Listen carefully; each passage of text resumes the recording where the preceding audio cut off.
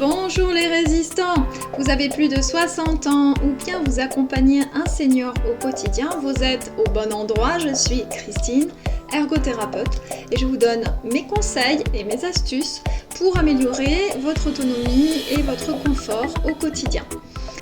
N'hésitez pas à liker cette vidéo, vous pouvez également vous abonner à ma chaîne et recevoir des notifications en appuyant sur la petite clochette qui se trouve dans la description de cette vidéo.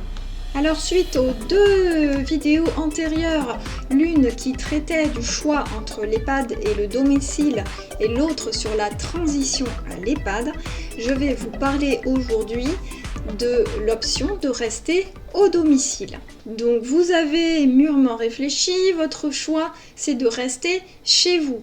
Alors quelles sont les conditions à réunir pour que ce choix soit tout un succès ?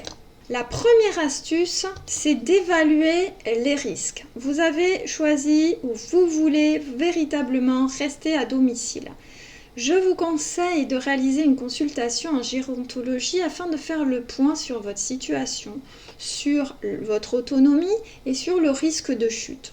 Pourquoi ? Parce que comme ça, vous allez pouvoir mettre en place chez vous ce qui est indispensable à votre bien-être et à votre sécurité. En particulier, la question qui va se détacher, c'est quelle présence humaine va être nécessaire. C'est très important.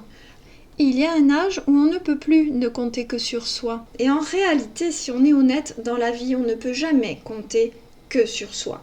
Soyons honnêtes et réfléchissons aux besoins réels que nous avons des autres. La deuxième astuce consiste à évaluer le coût d'une adaptation de votre logement ou bien la nécessité d'un déménagement afin que votre logement soit parfaitement adapté à votre situation actuelle, tout en envisageant les possibles évolutions de votre état de santé.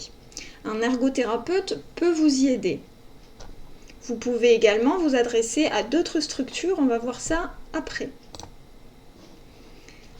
La troisième astuce consiste à vérifier les aides qui sont disponibles dans votre secteur. Est-ce qu'il y a des aides proposées par la mairie, des aides ménagères, des aides à domicile? Est-ce qu'il y a un service infirmier à domicile? Est-ce qu'il y a des livraisons de repas? Est-ce que vous avez près de vous ce qu'il faut pour pouvoir rester chez vous en sécurité? J'ai pour vous un cadeau. Il s'agit d'un annuaire de l'autonomie. Comment obtenir cet annuaire de l'autonomie? Il vous suffit de cliquer sur le lien que vous avez dans la description de cette vidéo. Vous remplirez un formulaire et vous recevrez gratuitement cet annuaire de l'autonomie. Que contient cet annuaire que j'ai concocté pour vous? Il contient la liste de tous les organismes qui peuvent vous aider dans le maintien de votre autonomie.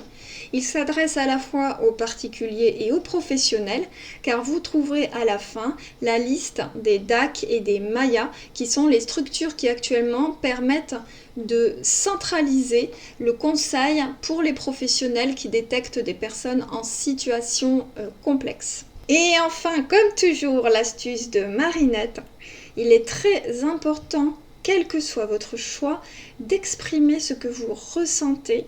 Vous pouvez pour ça vous adresser à un professionnel ou à votre entourage tout simplement. Mais il est important d'exprimer vos peurs, vos désirs, vos illusions, les deuils qui sont en cours.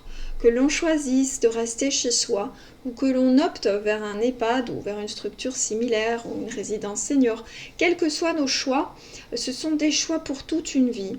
Ce sont des choix qui remuent énormément. Alors exprimez-vous, ça n'est pas simple. Et il vaut mieux partager ce genre de réflexion, discuter, afin d'y voir plus clair. J'espère vous avoir donné les grandes lignes de réflexion si vous envisagez de rester à domicile. Allez, à très bientôt les résistants. N'hésitez pas à me faire des commentaires, à me poser des questions, j'y répondrai avec plaisir.